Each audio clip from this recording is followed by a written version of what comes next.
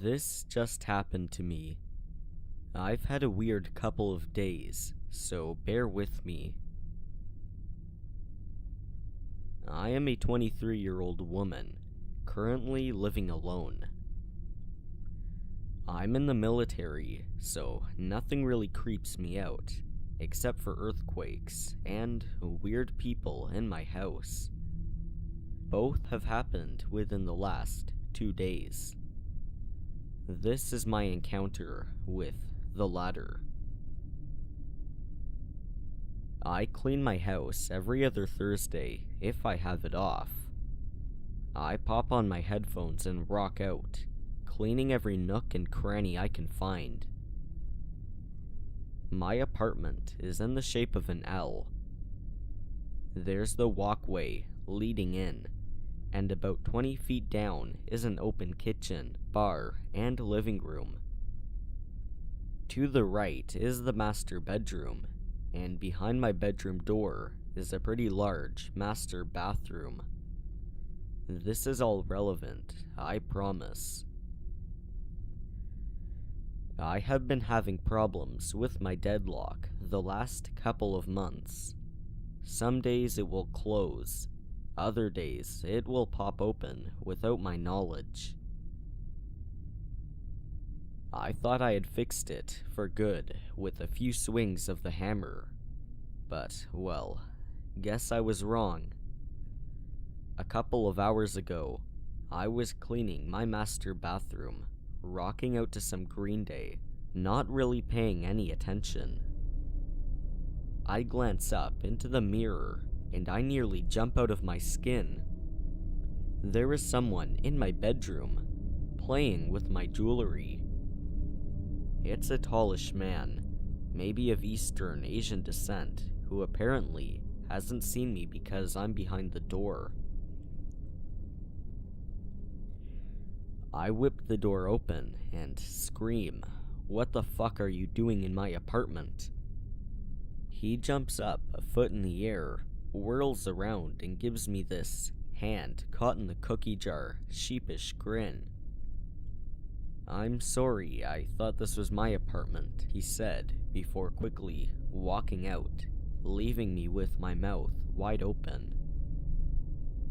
He slams the door behind me, and I open it just to watch him disappear into the elevator, the sliding doors closing behind him. I tried to follow him because I assumed he went down to the lobby. Meanwhile, I was also phoning the police. I didn't see him leave though. My guess for the police was that it was somebody that was from the apartment building, but they asked each and every person in the building, and nobody knew about any tallish Asian men living on their floor. There are plenty of empty apartments in the complex, so I wonder if maybe another lock isn't broken somewhere. The problem with this is that the apartments are guarded 24/7 and you need a pass to get onto the property. I am writing this as the repairman is fixing my lock. For good this time. Let's hope this man doesn't try and come into my apartment again. My story is pretty tame compared to some of the ones that I've been reading, but it freaked me the hell out when it happened. My husband and I were hungry and didn't feel like cooking, so we drove to White Castle. I should add that this White Castle is probably not in the best neighborhood in the world, but it's not like going out after dusk is going to get you mugged or something. We are the only car in the drive-thru. It is taking forever for somebody to take our order. We are sitting there bullshitting when this guy starts to wander up to our car. He is a dirty, stringy-haired, skinny mess, and he looks like he's high on something. For a few minutes, this guy just stands there, swaying back and forth awkwardly. I don't feel like being asked for money or a ride or whatever, so I rolled my window up. There is something off about this dude, other than the fact that he seems high. At this point, a feeling tells me to lock the doors immediately. I lock the doors, and about 2 seconds after, he grabs the back door handle and starts to pull on it. I freak out and hit the gas. We circle the building and park on the far end of the parking lot because I want to tell management that there's a creep in their parking lot, and damn it, we are determined to get our food. After we park, we can see the drive-thru from where we are, and we watch this guy walk back into a car, no longer swaying or looking strung out. He says something to the driver. The driver gets into the passenger seat and lets the dude drive. Away they go. My husband theorizes that they wanted to steal my car to sell it for money to pay for their much nicer car or drugs.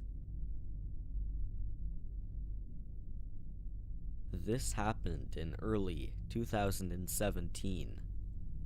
I don't have too many friends, so I take any chance I can to befriend somebody else. This particular guy, who we will call Danny, started off as a pretty cool guy. We would talk about our personal lives, play basketball, and help each other out with homework. However, things began to get creepy when I gave him my number and showed him where I lived. He began coming over every single day. I eventually got fed up with it, and one day told him he couldn't come over, but he showed up to my house anyway. When I told him that he had to leave, he came into my house and went right downstairs into my basement.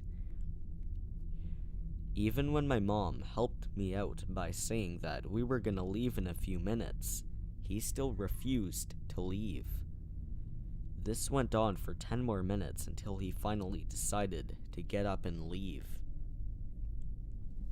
Now is when things get extra creepy. One Saturday, he called me, begging to let him into my house.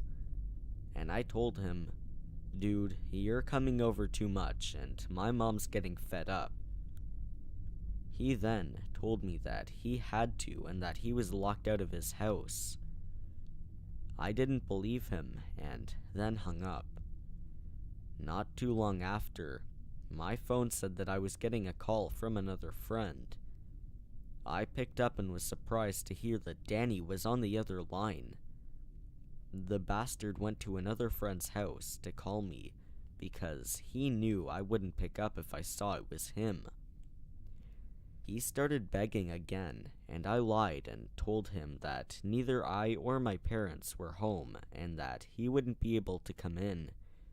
But he just yelled on the other end, "I'm going to your house, right now." At this point, I was shaking and made sure the doors were locked. He didn't think we were home.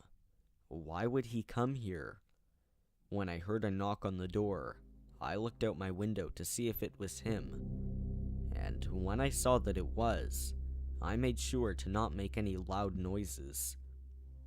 I think I even heard him try and open the door himself. After the knocking had stopped, I looked out my window to see if he was still there, and was frightened to see that he was walking around my backyard.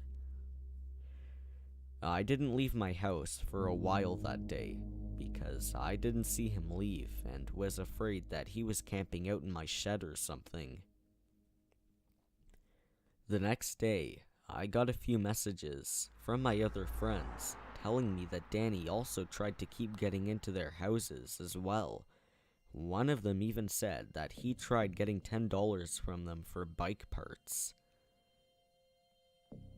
For the next week, we all felt very uncomfortable, thinking that he would keep coming back and camping out in our yards. Some of our parents were even thinking about calling the cops on him. We never spoke to Danny after this, and after the semester had ended, he kind of disappeared. He still has my number and address though. Who knows if he'll show up again.